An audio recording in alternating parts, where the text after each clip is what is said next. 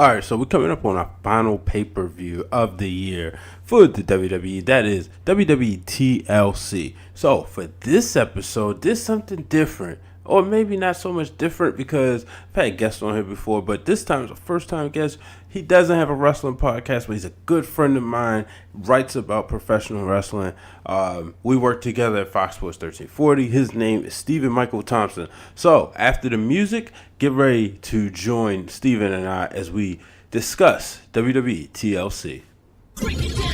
No, baby, that's for somebody else. We're just going to keep you right where you're at right now.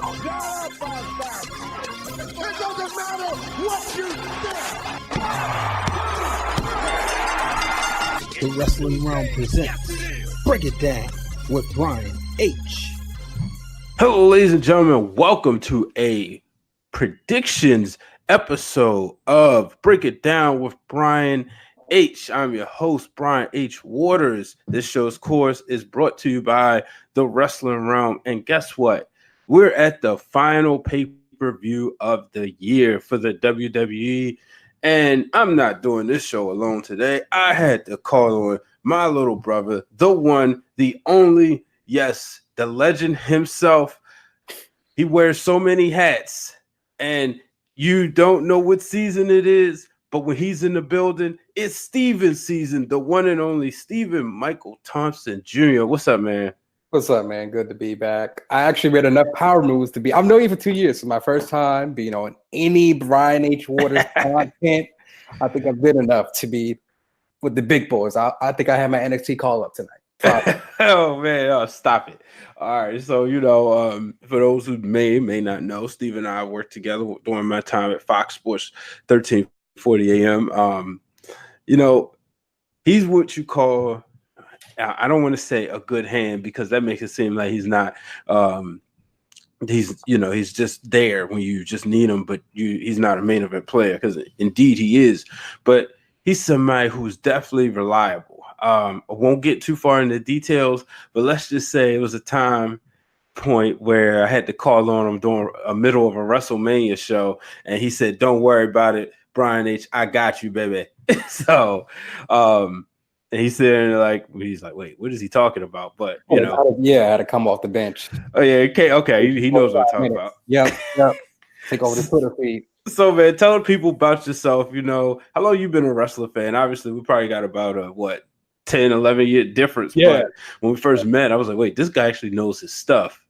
So pretty much started wrestling. It was like an episode of Raw. It used to be like an hour Saturday morning. So it was like June of 2005. I was at my grandma's house in North Carolina. I watched it. I came home one day because my parents had a rule in elementary school. Hey, I can't watch TV during the week, but I can watch it on Friday. And that's like, hey, I want to watch wrestling. I can't watch Raw because back then it was on at 9 p.m. to 11, the golden days. Bring that back, sadly. But anyways, I started watching Friday Night SmackDown religiously. That's where Batista was the world champion. I think that was the year before Rey Mysterio got his infamous push to WrestleMania, and ever since then, I've been hooked. I pretty much watched WWE 2005. And I kind of feel like 2015, I kind of got into independent wrestling, so New Japan, Progress. I'm into Major League Wrestling right now, but really New Japan. So that is my my wrestling lineage. I grew up on, before the WWE Network, before everybody put stuff on YouTube, we had WWE 24/7. I had the light version of that, so I watched SummerSlam 1992 multiple times over. I've watched all the WrestleManias. I've watched every major pay-per-view, every moment.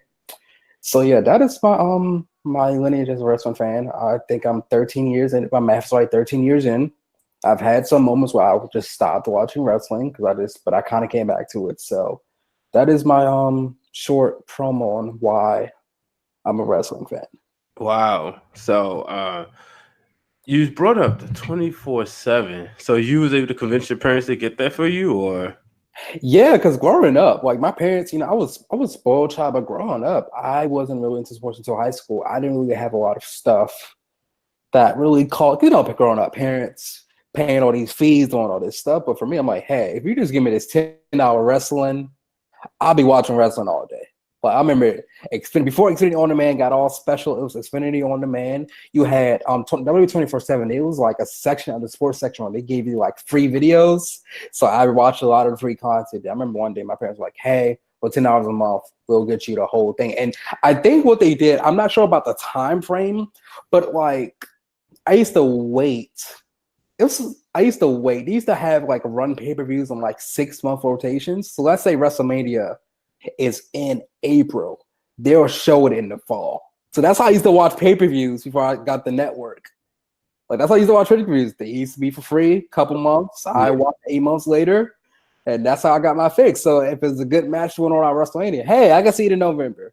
So that's true. You took it back. One of the things I did was, and let me know if you're getting any static. Do I sound clear to you over there? Oh, you sound clear. You got to get like little bit. I'm hearing a little bit of feedback every now and then when you talk, just to kind of warn you. But one of the things that when I first in 2005, I had my first cable box, like where I paid for it. Somebody offered a deal. My parents had. I was still living at home. This time I'm 19, and they had a deal if you had DirecTV in your home, then Comcast would give you, at the time, the DVR and on demand was huge. It was brand new pretty much. They would give that to you for $40. So I was like, yeah, give me that. And I had like all, HD channels, even with no HD television, to think about that. But the first thing I did was sign up for the WWE 24/7. And then I was working at the time. I was working and going to school. So I was like getting every single pay-per-view just because. So where I was supposed to have a $40 bill, my bill was always about $80 because I was like, oh, wait, I can do it now. I'm ordering that. Give me that. Give me this, I'm looking back on it, especially we'll talk. I'll cut my promo later about how terrible their content is. I'm happy because I was thinking about that every day.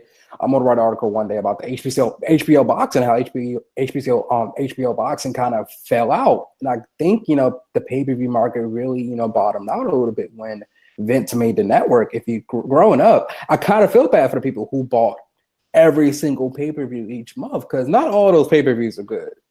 Actually, you know what though? Think about it. That's $40 to $50. That's a $40 to $50 risk at the time. So all right, I'll take 2005, right? All right. I got cable that June. So let's just thinking. I think the first pay-per-view I ordered was Great American Bash. Ordered something else, or whatever was that July pay-per-view. It might have been Vengeance or something. But then SummerSlam was good that year to me. Unforgiven, or maybe it was still Unforgiven at that time. Taboo Tuesday. And then granted, the only thing you had was Facebook. You didn't really have the full-fledged internet, social media. I mean, you had Facebook and MySpace, but you really wasn't talking wrestling at that time. You know, kind of hiding. Oh, you watch wrestling? Well, I kind of had to hide it in school. Like it wasn't really. You didn't have ESPN talking about it. You didn't have the WWE sending championship belts to championship teams. Like it wasn't really, Exactly. And you didn't have people like you said, you didn't have people making fun of you, but you also didn't have a lot of people crapping on the product.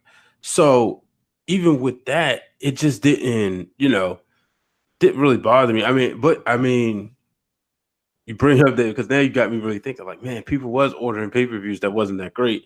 I hate to say this, but I think we're in a worse era because of the way the pay-per-view structure is, that there's a lot of laziness that goes in to building pay-per-views. And I could be wrong, but I do. I think there's a lot of laziness, and that's the reason pay-per-views aren't as quote unquote good as they used to be. I agree. If you look at the European, UK wrestling scenes, so Progress, Rev Pro, ICW, I think that's in Ireland.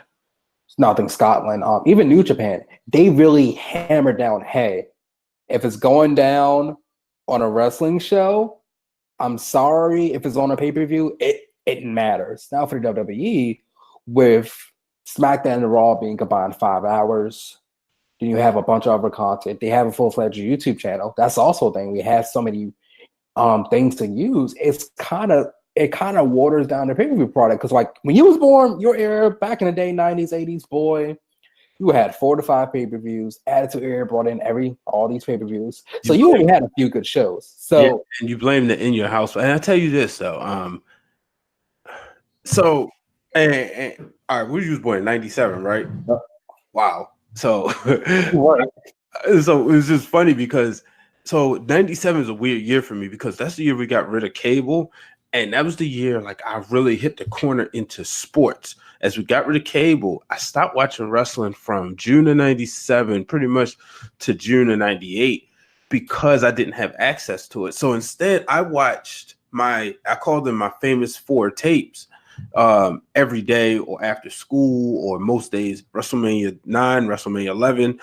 What was the other ones? Survivor Series 95 and Royal Rumble 96 because those are the ones we taped. However, one of the things back then, I've thought about this one day. I said, wow, in 1994, I saw every pay-per-view live because of that, right? Oh, except the Survivor Series. No, I actually did see that Survivor. No, I didn't. It was 93 Survivor Series I saw. But I saw most of the pay-per-views my parents ordered every WrestleMania during the cable years, except 12, because for whatever reason, 12 and 13 they didn't. But yeah, 9, 10, 11. They ordered we never got King of the Ring. We ordered pretty much every SummerSlam, and Survivor Series was a big thing, but now I can imagine like if I was paying the cable bill now, no, I wouldn't be ordering pay-per-view because I mean, let's be real, we're 5 years away when we were actually streaming stuff. Right. Well, 5 years removed from it, I should say. 5 years removed from streaming stuff online. And how many times did you say, all right, you know what? This is good, so I'm actually going to pay for it because I want to get a clear copy, Yeah. And you probably was, still in high school, so you found the streams, and you're a computer genius too. Honestly, it was Twitter. I think, that's what I loved about the network. If you fast forward, I think junior, senior year, you just saw everything on Twitter. Mm-hmm. So let's say, I know I was in a accelerated program in high school. I was busy, especially at church, other stuff going on, me trying to get to college. So Twitter will tell me, hey, watch this match. Hey, here's what happened. But NXT TakeOver, now I did, watch every single NXT TakeOver.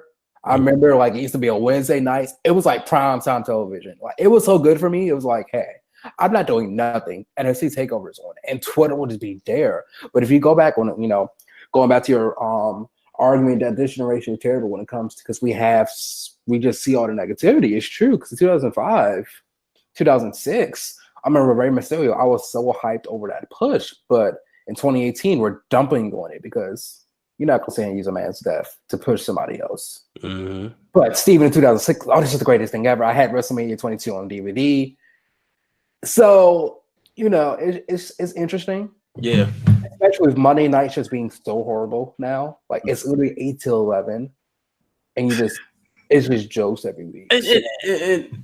Man, that's another show. You think you slick. You're not. You know exactly what you did. You just called yourself. You just put yourself over and you just booked yourself for another episode to break it down with Bryan H, because we're gonna have to dig deep into that.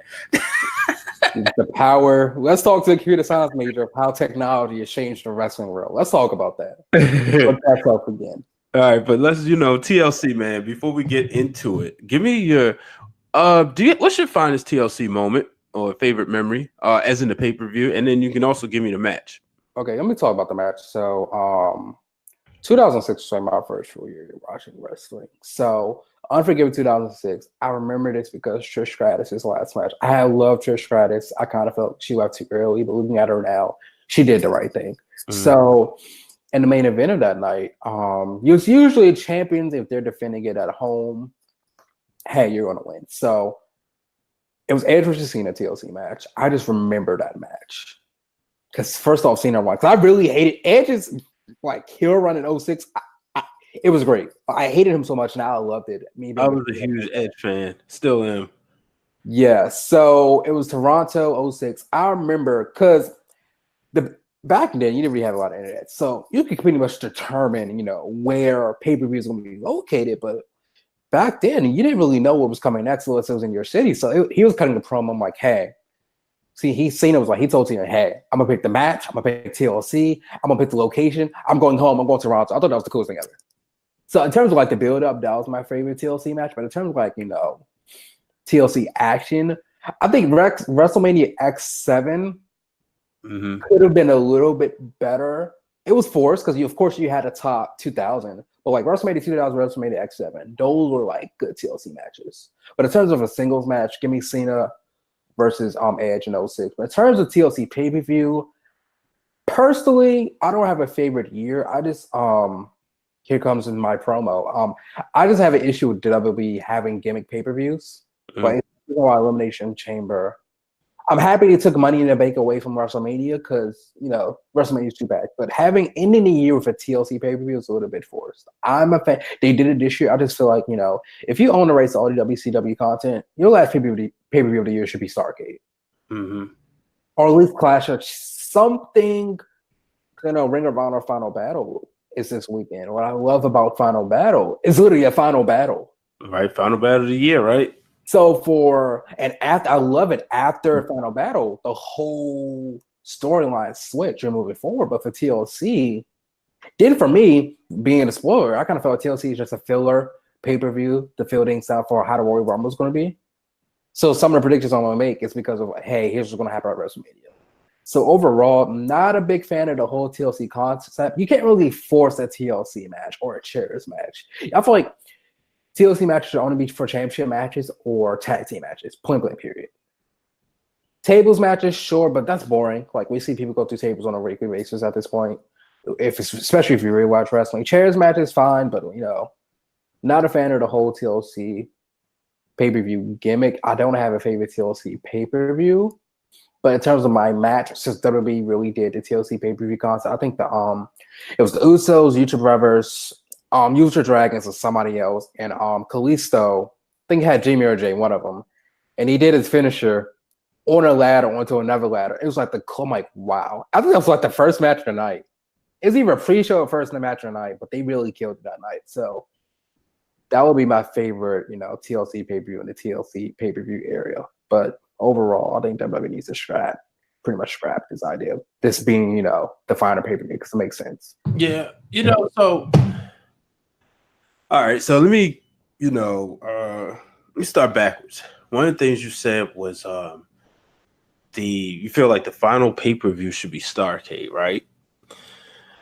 I agree, but then the more I think about it, when was the last great Starrcade? You're right. Everybody and shout out to the homie, the big brother, Glenn Thomas. I was talking to him.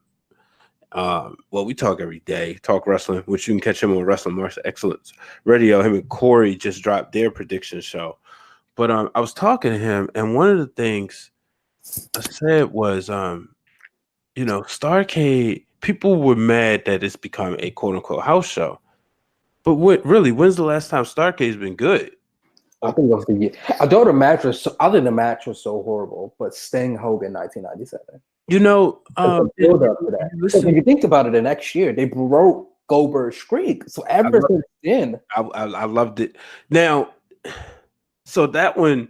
So let me go back first because but I think about Starrcade wasn't as great as it was during the NWA days. You're right. It wasn't that great in the WCW days. It was cool and it was booked as the granddaddy of them all. But I mean, let's see, Starrcade 95.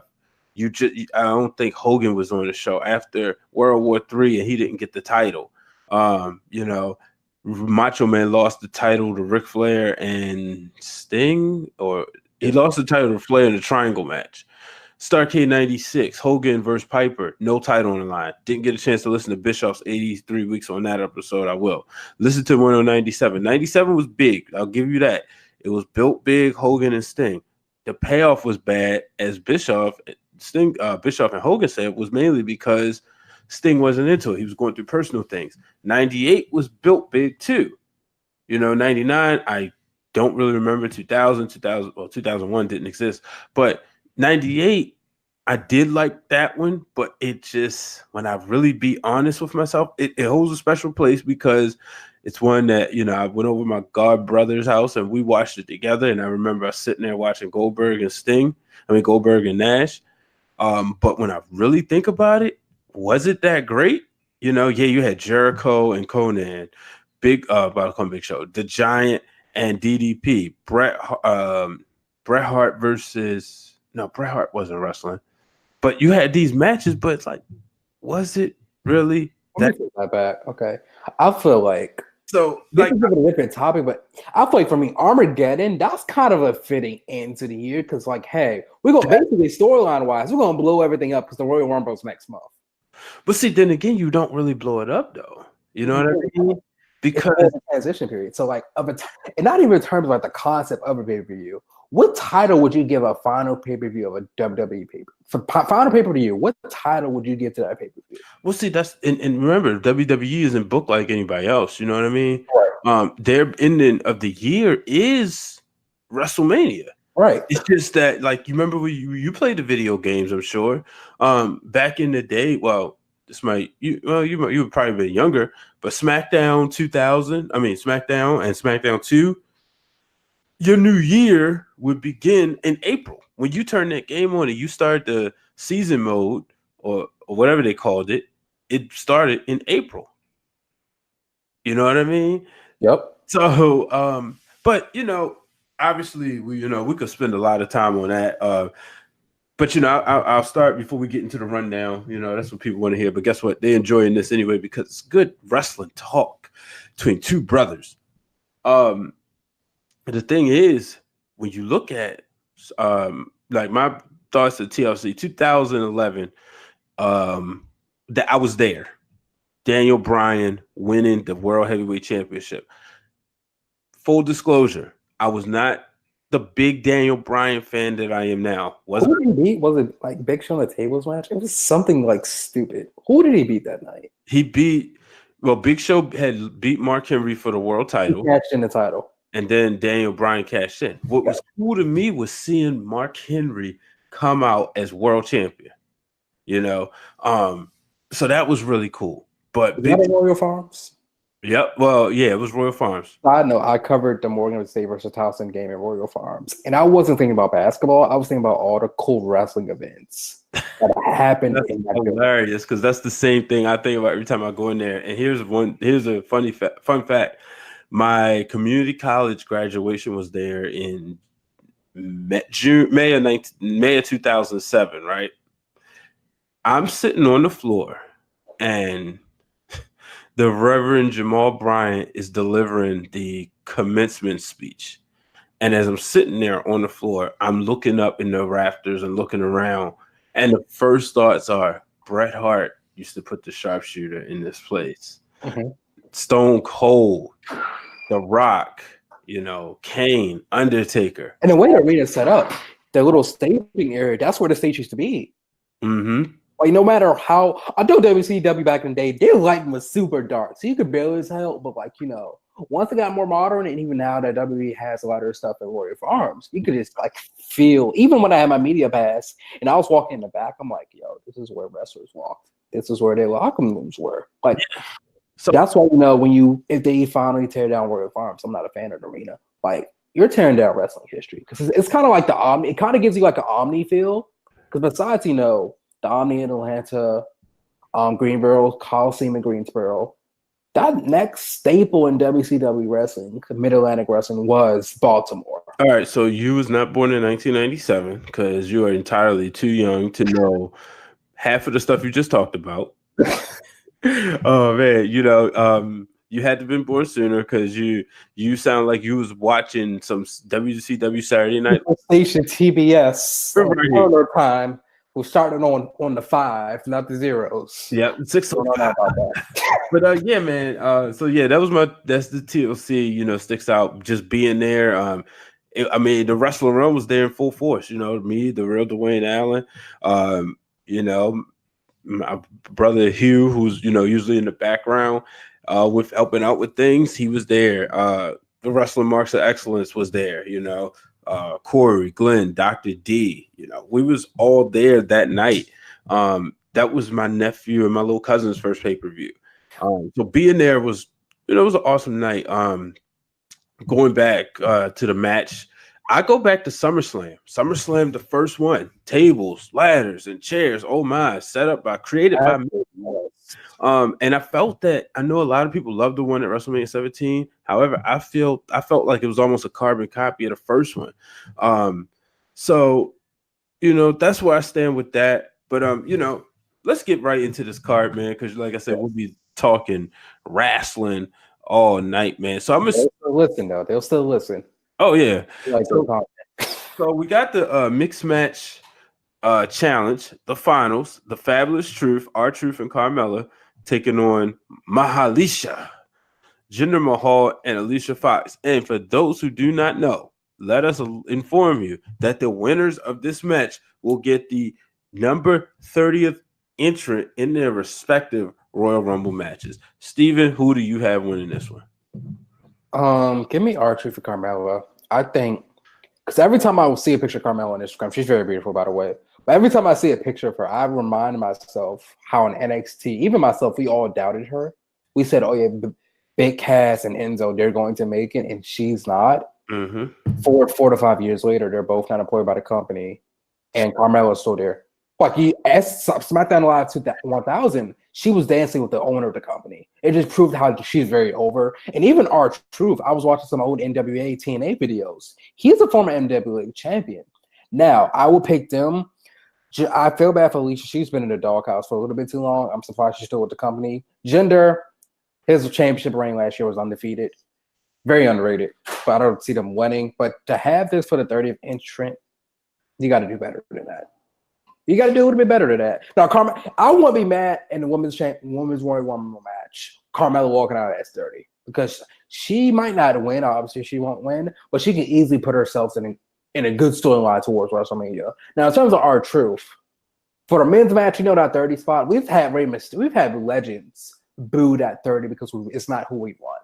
Mm-hmm. So, give me R-Truth for Carmella, but in terms of this is gonna be for the 30th. No, I say, you could have given him a championship shot. R-Truth versus Daniel Bryan, Carmella versus Becky Lynch. That could have been entertaining matches, but to be the 30th for the Royal Rumble, you gotta do a little bit better. Yeah, I'm gonna go with I'm gonna go with them too as well. But oh man, so you said it. The 30th entrance, that's major. It's not though, because how many people have won from that slide? Triple H, Undertaker, and I'm missing one. You're right. I feel from a booking perspective, I just feel like I never know who 30 is. But they don't even really pump it up. You know what I mean?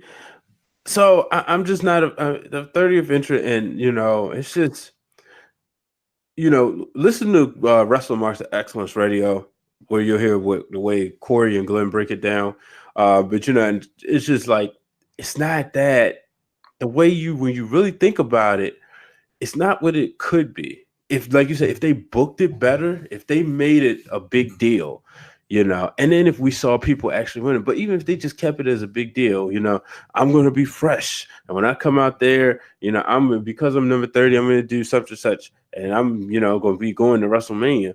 But then too, I don't see neither one of these people winning the Royal Rumble. None of these four. And I don't think Alicia Fox is just in the doghouse. I just think, I hate to say it this way, I don't think she's championship material anymore. Not even championship material, but she's been on and off of TV. She's a Hall of Famer. Of course. She's actually been there for a while. She still looks young. She's been there for a while. Yeah, I mean, we same age, so, so I think she'll be fine. But so we both agree with that one. Let's move on. Cruiserweight Championship. Buddy Murphy defending the title against the man he took it from in his home of Melbourne, Australia, Cedric Alexander. Who wins this match? Good question. How much does Buddy Murphy weigh? This dude is probably the most muscular cruiserweight. He's been in NXT till now. He's just his muscle tone alone makes him a good heel.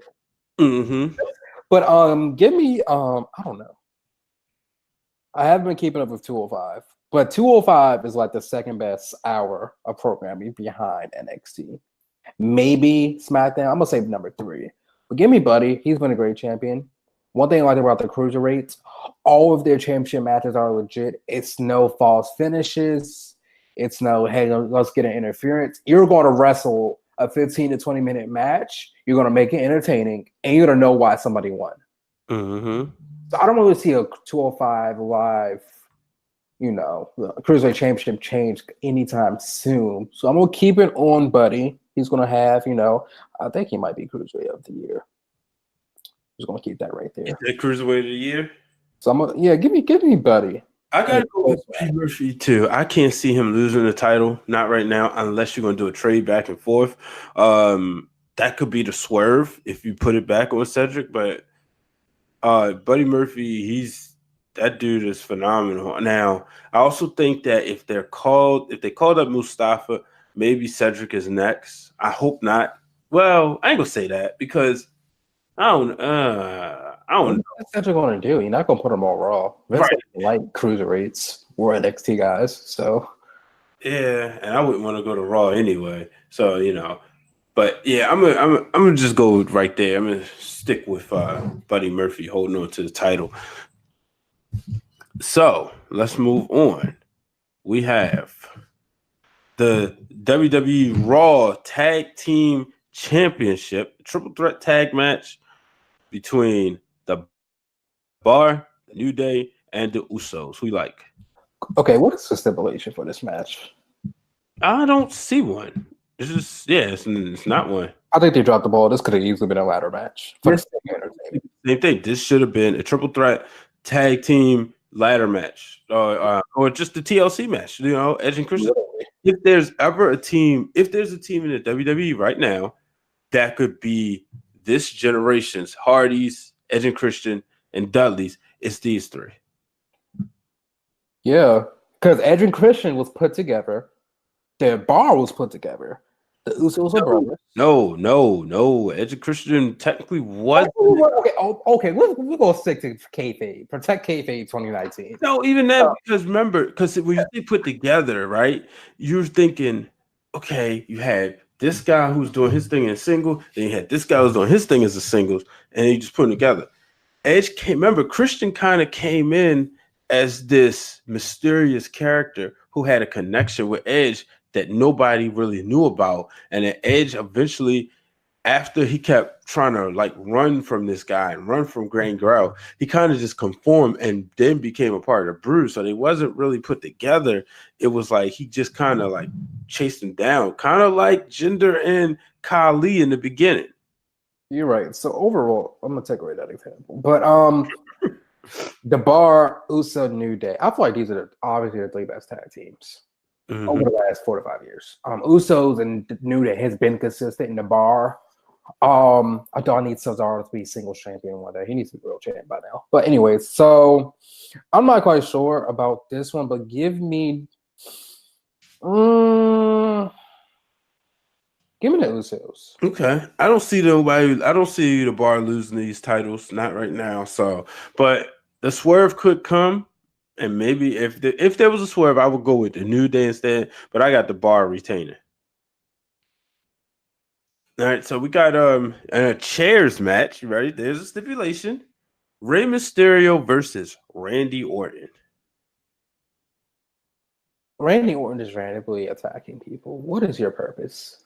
A lot of the room was like, "Hey, here's how we get views. Let's have Randy Orton be a savage," which is normal because in 2005. We was watching when I first started watching. I watched Randy Orton, the Legend Killer, but he's too old to be a Legend Killer because he's a legend now. But we won't leave that alone. That's the whole in the storyline. But well, Rey Mysterio's older than him. Yeah, but give me Rey Mysterio. I just don't like him pulling his ear. That he did that to Hardy, but taking off his razor mat, all that. Just get the storyline over with. Randy could be doing something better with his life. I'd rather see him flirting with his wife on Twitter like he does than having him face Rey Mysterio for no apparent reason. Give me Randy. RKO with a chair on Rey Mysterio's next. That might actually happen. I'm gonna go with Rey Mysterio. I think he wins this one.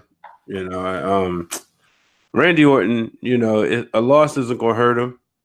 Not that a loss would necessarily hurt Rey Mysterio, but He's due for a win, so I think he gets it here. Finn Balor taking on Drew McIntyre. Okay, besides Ronda versus Nia and Seth versus Dean, this is this one match that needs to be executed correctly. Finn Balor, he's been doing okay. He's been doing okay, though he's been kind of slowed down by Baron Corbin. Not a big fan of that storyline. And you have Drew, who's basically let's talk about Drew McIntyre's like growth. I remember when he first came to SmackDown, I think I was in middle school. He was skinny and broad. Now he's like might be one of the tallest consistent dudes on the roster in Raw. He's built, he's muscular. He stands like he's built, but he can really maneuver around that rank. So he's obviously championship material. So I think he's going to win the match to keep his momentum. But I kind of feel like if WWE can give them 15 minutes to show the chemistry. Okay. Give them 15 minutes. Yeah, so give me McIntyre. I feel like, Balor, he'll have a good run performance. Hopefully he has a good WrestleMania match. He's kind of been, not used, but Drew McIntyre, you just can't deny that talent right now. The dude is a beast. I gotta go with Drew also, man. He's this is my guy who if I'm booking, I'm putting him as the Raw's I don't want to say main event, but I'll say this. He wins he walks away WrestleMania 35 as the WWE Universal Champion. Who's he beating? Lesnar? Nope. Braun Strowman. That would be a good match. But we gotta talk about that at the end. So what is Lesnar going? How are you gonna get the title off Lesnar? Because he made the mistake of putting it on him. Well, Strowman, we didn't know Strowman was injured. Okay. Actually, you know what? He would take the title. I don't know.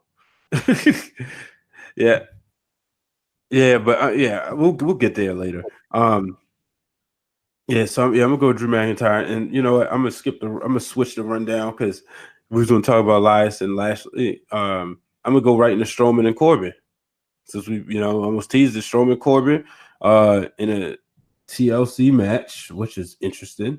So if Strowman wins, he receives the Universal Championship match, and Corbin is relieved of his duties. Corbin wins, he's the full-time general manager of Monday Night Raw.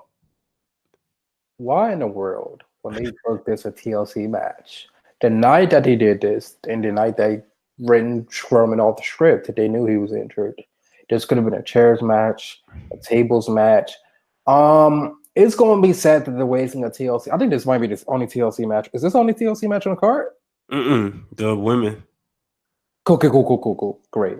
I feel better. But I think from reports from my sources, aka Twitter, Strowman will be there. He will be wrestling a quick match. I think they're going to put Strowman over because Alexa Bliss, she needs to be general manager. So give me Strowman. Baron Corbin, I think he needs a little bit more respect. He's really been killing it in the role because usually this is the most comedy, smiles, jokes we've had from Corbin. Because if you look at his NXT character and his character coming in, this dude was about his bit. He was serious. Like, he sucked. Hit you at the end of days. Didn't believe him. Wasn't believing.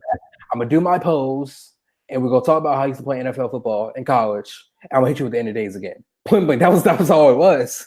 So give me Strowman. I think Strowman's gonna get a giant pop. Corbin, he's an amazing. That's just a part of the job. You're not gonna sit there and play your gimmick all the time. So when Vince McMahon says, "Hey, I need you to play general manager," he stepped right into it. He's been very open about it. He's being loved by Vince right now. But Strowman is going to come down and body slam him from one arm. So, well, he might still be in his cast for the sake of it. And that could be dangerous. I got Braun Strowman winning. I think he wins this match. I think he goes to the Royal Rumble, and I think he finally overcomes the beast, Brock Lesnar. But see, now part of it said, do you really want? All right, let me think about this. Right, I'm gonna make sure I piece this right. You probably, 9 times out of 10, you're not going to have Roman Reigns for WrestleMania, right? So do you have Roman? I mean, do you kind of need Brock? But if Strowman wins, actually, you know what? Scratch that. And I'll tell you why, because I just thought about something. Braun Strowman wins this. but he doesn't win at Royal Rumble. Because I just don't think you can afford for Baron Corbin to be a GM for a year. I kind of think the Raw ratings have sucked on purpose. Now I think about it, just so they can build that into the story of Stephanie and everybody saying Raw has been so bad because you were the GM. So I think it's all done by design, man. Think about that when it comes to the Royal Rumble. I kind of feel like in terms of the writing staff right now, if you want a Royal Rumble winner, it should be coming from SmackDown because they have the better writing staff. And if you want to book it right, give me the Miz versus Daniel Bryan at WrestleMania. But that's another conversation. But SmackDown won the Royal Rumble the past 2 years. I think it's time for a Raw guy. And I'll get to him later. Let's move on. Elias and Bobby Lashley, a ladder match with a guitar suspended. First person to retrieve it can use it as a weapon. This is if y'all listen, I'm not this much of a negative person. You want to see me possibly talk about wrestling? We're gonna talk about New Japan Indies because why in the heck? This is so 1999 WCW. A guitar. Everybody says that. Boy, I feel bad for Bobby. Like it's the only time I'm kind of believing black person. I'm not a big fan of. I'm happy that Leo's getting his shot, but Leo needs to be flipping over on 205 Live, not to down him. But I don't mind it. Just entertaining. It's very opening up. It's opening up more to his character, more depth to his character. Leo Rush it is, but this match, you're right. I mean, TLC has 12 matches. This is a WrestleMania like stack card, meaning all of these matches actually mean something. You know what I mean? Like I'm looking at it, and TLC is actually a stacked card. It's just stacked the wrong way, or the stories are just like, honestly, Bobby Elias versus Bobby, that could have just been a regular singles on a pre-show. They put it on the pre-show, man. Put it on the pre-show. I feel bad for Bobby, but give me Elias. It's super crazy. I think WWE is finally about to take advantage. Elias is so over. He is, and that's why I think Bobby Lashley's going to win, because I think you're keeping the sympathy factor for Elias. I think you want people to. I mean, he's a baby face now, and people like him, but I wish he was still a heel. And that's what's so great about him. I think that's what I realized with CM Punk. Heel or not, he's just so loved. I know that would be better to put him on a WrestleMania card and just have him walk. And hey, my name is Elias. The whole crowd is gonna pop. Well, he did that last year. Man, do it again. Book it. Well, all right. So let's move on. A match that's real personal. Excuse me. Natalya versus Ruby Riott in a tables match. Ruby Riott vowed to put a sticker or a fat head of Natalya's father on the table, and said she was going to put Natalya through that table so she can get close to her dad again. Man, how did that make you feel? And who wins this match? Steven, before he really knew wrestling, I would hate Ruby Riott. But Steven, who's the 21-year-old who loves heels, hashtag heel heat. This is amazing. Now, WWE did, come on now. She just lost them a couple months ago. Come on. With the wrestlers are cut from a different cloth, man. But hey, it's kind of fun. It's sad. It's funny to me. I'm like, honestly, give me Ruby Riott. I know that would kind of low-key bury Natalya. That's kind of interesting. Ruby Riott, like, put her through a table. I want to see that. And I understand, shout out to my boy, the Shark of Sean Williams of the Shark Attack. Make sure you check out his podcast each and every week, right on YouTube and on Podbean and iTunes. Of course, he has the Shark Attack and Variety Bites. He and I was having a very good conversation. He doesn't like this type of heat, Me, I love it. At the end of the day, you check with the families. And then once you check with the families, are they okay with it? Now, I do understand that Ric Flair said he was not okay with Paige using Reed Flair's death in their battle with Charlotte Flair. He said he felt sad. I think he wished Charlotte would have spoke up. I do feel Natalya, I feel like they learned from that. And I feel like, God rest his soul, Jim the Anvil didn't, I think, he had one instant death, unfortunately. But I think that if he was somebody who was, kind of bedridden and, preparing for his death, I think he would have told Natalya, yeah, go ahead, use it. Whatever you got to do, get over, Because at the end of the day, like, they grew up in the business. She was a wrestler. He was a wrestler. So I think that'll be fine. And with that, I got to go with Ruby Riott winning this match, man. I know people think Natalya going to win, but I think this is going to set up Ruby Riott for a huge monster run in 2019, and she will be the Raw Women's Champion by or at SummerSlam. Yeah, because honestly, if you look at the Raw Women's scene, you have Bayley, Sasha, but it's time for something new. Yeah, and her reign in NXT wasn't really that long. Like, there's a lot of the NXT call-ups, they haven't been in the trenches. Like, Sami Zayn was in NXT for a while, but like Ruby in her class, they was only there for a couple months. So give me Ruby. I think she's gonna be very good next year. She can really turn into the Becky Lynch of Raw. She makes it easy. You listen to Monday's episode. That's what I said. Like, people love Becky Lynch, but can't escape Ruby Riott. Ruby Riott is somebody I don't like, as in a sense of she does her job well, and I love to root against her. So let's move on to the WWE Intercontinental Championship match in a singles match. Can't believe I'm saying that. You put them in the TLC so then they can destroy each other. Can we have see? It makes no logic to me, because in NXT you have Tommaso Ciampa and Johnny Gargano killing each other. Mm-hmm. Well, you got Seth Rollins defending the title against Dean Ambrose. One thing this says to me, somebody got to be hurt, or you protecting somebody. I think from reports, they're putting Seth versus Brock WrestleMania. So get the title off Seth. Give me to Dean. I kind of feel like Dean needs it. He needs that push. Mm-hmm. Even coming back, I just feel like Dean hasn't been appreciated enough. He hasn't really been pushed enough. Like, he's been forced to do stupid segments, but get the title on Dean. I think he'll win it in a heel fashion. I'm not saying WWE champion. Yeah, I'm not saying he might pin him clean, but pin him clean. Get the title off Seth. Seth needs to be. Yeah, I agree. And Seth Rollins, the more I think about it, that's my pick to win the Royal Rumble. Of course, I would like to see Drew McIntyre or Bobby Lashley win it, or The Miz. But yeah, Seth Rollins is my pick to go ahead into, believe it's Phoenix, and leave out as a Royal Rumble winner. So therefore, I'm going with Dean Ambrose. So let's move on. The Raw Women's Championship match, another singles match. Ronda Rousey defending the title against Nia Jax. Who do you like? Okay, sadly, give me Rousey. I think she might drop it sometime before WrestleMania, or at least at WrestleMania. Because, of course, we're going to get the fourth horsewoman versus. So, of course, you're not going to send her have Rousey as a champion doing that. So, give me Rousey, but I'm very Nia, she's a great worker, but if you injure Bayley, Sasha, now it's just so sad that I just immediately turned off Survivor Series. I did not want to watch it because she injured Becky Lynch, because Becky Lynch is going to come into Survivor Series on fire. So expect Nia to get her. She's going to get booed out. I'm not a big fan of, the right punch.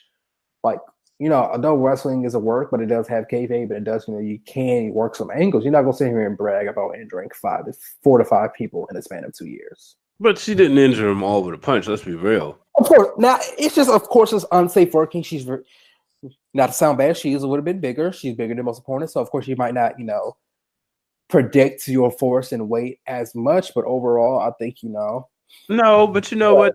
I don't have a problem with that. Go with it. It works. Some things just fall in your hand. Owen Hart walked around with Owen 316 shirts. I just broke your neck.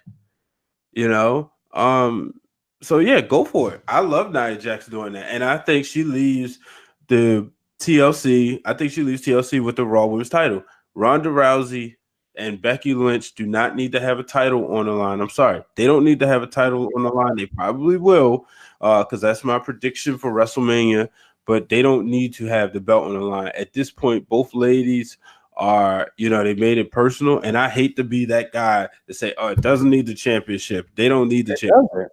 And the reason why I hate that is just because I do think the championship is the most important thing.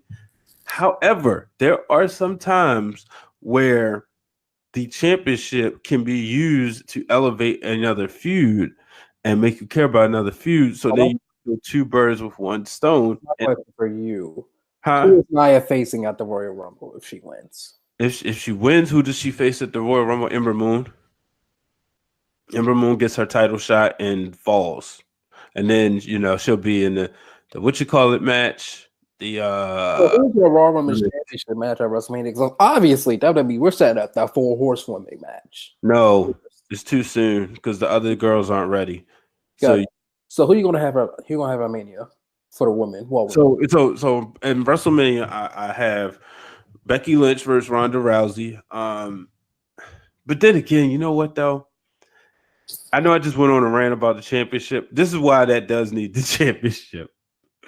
Simply because you want ESPN covering it. And if you can put the title and you can close the show with the women's title, now's the perfect time. So yeah, I'm wrong. But yeah, but I still have Ronda Rousey losing. I got Nia Jax winning. Let me flip it. Give me Nia because they got to take that title off Ronda. All right. So I was going to let the women main event this show, but because we got into a great conversation, they can't now. Therefore, triple threat match for the tables, ladders, and chairs match. Oh my! For the SmackDown Live Women's Championship, and this match will probably main event the show. Becky Lynch, Charlotte, and Asuka. Who wins? Because I know there's no match worthy of main eventing this show but this match. Let's just put that right there. Match. I will agree to that just because I'm biased. But I'm good. No, this is a good card in terms of So let's break it down. Becky Lynch has been on fire. Like we've been asking for a push, but it took her turning into a heel on paper and actually calling out Charlotte Flair multiple times for being a Flair, then some other stuff. Her just being bloodied and just wrong. Nobody was asking for a Becky Lynch push until right before SummerSlam. Of course. But when she was kind of stale, nobody was really paying that much attention when she was babyface. After she lost that title, Alexa Bliss, it was like, oh, okay. Yeah, we were tired of it. Mm-hmm. But her with the bloodied face on Raw, just kicking the Raw roster. Yep. That's a golden that we literally saw the Austin WrestleMania blood through the T photo. Yep, and that's why I'm picking. No, I'm not. Yeah. Becky Lynch has to win. She has to go into. I feel like Becky Lynch has to go into the into WrestleMania. If she's gonna face Ronda Rousey, she needs to go in as champion because Ronda's not losing at WrestleMania. So you're gonna have Rousey winning the Women's Royal Rumble then? Huh? So you're gonna have Ronda winning? Honestly, I'm gonna ask the question: do you have Ronda Rousey winning the Women's Royal Rumble? But I'm saying, yep. We'll talk about that. So, you have Charlotte. She honestly. Brian, if you go to my history of WWE Network right now, if you open my Survivor Series, you will have the end of Charlotte beating the living heck out of. That's the only section of Survivor Series I watched. That was a pure entertainment. I loved it. It was. Charlotte's been one of my favorites. Outside of her, I believe, and I said this the other night, Charlotte and Asuka, WrestleMania 34. Match of the night. Not really called match of the year yet. It's not the rematch from this year, I believe. But I will say this. To me, it's in my top 4 best WrestleMania matches of all time. I agree. But on this night, Becky Lynch climbs that ladder, rung by rung by rung by rung, and she walks away. Becky Balboa or whatever, the man will still be the champion. And I think she goes on to it till WrestleMania, man. She will go in. I think we get her and Ronda. They will close the show, and Ronda will leave New York to New Jersey as the new SmackDown Live Women's Champion. And quick side note, I loved how they put Asuka. She made her a little bit relevant again, like her beating the living heck out of everybody the other night. Mm-hmm. I'm just curious. I also want to see how crazy Asuka's going to be, because Asuka, if you think about the NXT Asuka, if you put her in a regular match, you have no chance. You're going to get killed. So imagine her in a TLC match. Mm-hmm. For a wrestling fan, imagine there's Asuka. You have Becky the Man and Charlotte, the Flair just going ham. You have Asuka just come out of nowhere with ladder, just throwing a ladder and a chair at your face. It's entertaining. So it just proved that SmackDown Live, they're just doing majority of their stuff right. Like every single division on the show is just clicking. There's something to look forward to. But give me Becky the Man. I think she's probably the GOAT. She's a GOAT at Twitter right now. Yes, she is. And that's why, like I said, that's why she holds on to the title. And therefore, rounding it out in our main event for the WWE Championship, a singles match, the new Daniel Bryan taking on AJ Styles. By the way, folks, Daniel Bryan is WWE champion. Let him know. I always say pure entertainment. I just get so much joy from this Daniel Bryan title run. Huh? I just get so much joy from this Daniel Bryan title. He's still straight. It was something I didn't think I was going to get. Yeah. 2 years ago, or 3 years ago when he retired, I shed some tears. I didn't think this moment was going to happen. So I'm going to relish this moment. His Funko Pop is the first one in the collection. And then the next one next to it is AJ Styles. The fact that I'm getting Daniel Bryan and AJ Styles for the WWE Championship in a pay-per-view, I'm loving it. And he's evolved. And therefore he will leave still WWE champion. Yeah, give me Daniel. AJ. I think AJ he really needs more appreciation because we didn't expect AJ to be this dominant in his 2 or 3 years span. Not at all. He was a pure 2A guy. He went Bullet Club. He went to New Japan, and he stepped foot. And I just love how productive he's been. Like everybody he's made Jinder Mahal, everybody he's faced. Mm-hmm. I mean, everything he touches gold, man. Literally, it's only like a few people on the roster that everything they touch or every situation they put in is good. I kind of felt like that way with Samoa Joe. No, with Kevin Owens. Recently this year, his first 2 to 3 years in the main roster, everything he did was amazing. Except when he took on Chris Jericho at WrestleMania. Yeah, that was a waste of WrestleMania style. Or AJ Styles in one of the matches. So give me Daniel Bryan, but I think AJ Styles, bigger picture, his last couple years has been like, you haven't really seen a run like this in a while. Mm-hmm. And it just shows that Daniel Bryan, it's not going to, but it could turn into a wrestling clinic. It could turn into a show steal. It's going to be a show steal, but it could turn into one of those matches where they might not need any weapons. Hopefully they don't put the low blow spot because it's actually videos of AJ's just getting constant low blows. It's just like I saw that.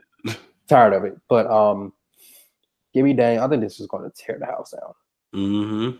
And Daniel Bryan, he's going to cut a fire promo next week, and it's a walk into Royal Rumble. I think future thinking, I think it will be. I don't know what's going to happen on SmackDown, but it could be cool to see him walk into WrestleMania as champion. Yeah. I'm not quite sure if he's going to face. I'm still recovering from finals, so I can't think that far. But hey. You said you still caught from finals. Give me Daniel and AJ. It's going to be a good match. Now, it's going to be very critical of this match is how Bryan wins and also how AJ is he squashed a little bit at the end? Is it a close call? Would you need another rematch at the Rumble? Because honestly, give me this match again at the Rumble. Because you only got 3 to 4 more weeks to do something. I could watch. This is like Cena, AJ Styles, Cena, Kevin Owens. I could watch this match over and over again. So that's what I'm really excited for. Not the Rumble matches. If you need a big singles match to fill out, although that baseball stadium was sold out in minutes, if you need a good match to kind of cushion these Rumble matches, give me AJ versus Daniel again. The final match. You're not going to walk into WrestleMania as champion unless you win the Rumble and try to face Daniel Bryan again. Unless AJ Styles wins the Rumble. which is not going to happen. Because I think that man, he needs a break a little bit. He's been being champion 2018. That's a lot of the majority of the staff, but give me Bryan, and if Bryan faces AJ again, he's going to beat him again at the Rumble. So that's our TLC predictions. Hey, whoa. How you going to just close my show? I'm sorry. This ain't Morgan State University. Well, any final thoughts? WWE needs to stop these stupid gimmick pay-per-views. They probably won't. I think my potential show stealer of the night could be that McIntyre Baylor match. Just not even based off storyline, just based off those guys just being good at wrestling. My personal favorite I'm going to be looking for too is the man Becky Lynch, someone named Charlotte Flair, and Asuka, who's a straight savage out here. Give me that match as my favorite. In terms of, let's say, the potential ball drop, I think storyline wise, in terms of how they end the match, they could really mess up the booking for the Seth Rollins Dean Ambrose match or X match. Because if you're gonna put Jax over, you gotta make sure it's something like worth it, right, long term. Because she's been struggling in promo, so to kind of help her out on the mic, she gotta have a good reason to beat Rousey. But that's pretty much my predictions. So yeah, in terms of a prediction before, I think this is going to be a C pay-per-view. It could be if some of these stipulation matches turn out a little bit better, but it's going to be a C. They kind of miscalculate. It's no reason why, Steph and Dean is not a TLC match. They need to kill each other and not like each other after. But I think somebody's hurt. It could be possible. Trying to keep them fresh. Yeah. So, ladies and gentlemen, that'll do it. Steve, it's been great to have you on here, man. Appreciate it. Yes, sir. Always good. Always good to be on content. So, ladies and gentlemen, this is the final pay-per-view of the year, the final preview show of the year. I appreciate each and everybody been, rolling and supporting the wrestling realm for 2018. I can't promise a post show yet. We're gonna see what happens. But yeah, there will be one more episode of Break It Down with Bryan H. One more traditional episode of Break It Down with Bryan H. Because guess what? I'm taking Christmas off and I'm taking New Year's off. Those fall on my taping days. I'm going to enjoy it. I'm getting a couple of new games for Christmas, so I'm going to game all day. Oh, you lavish. Okay. Be 24 on PSN, PlayStation. Dad is going to be home. Oh, man. They're going to be excited, Bryan. Man. I got Santa Claus is sending me Spider-Man. What else he sending? NHL 19, NBA Live 19. And Fortnite Battle Royale. Oh, yes. Detroit. So, yeah, I'm excited. And I can't see, how we play with the kids, So, ladies and gentlemen, that'll do it. Until the next time, folks, so long, everybody.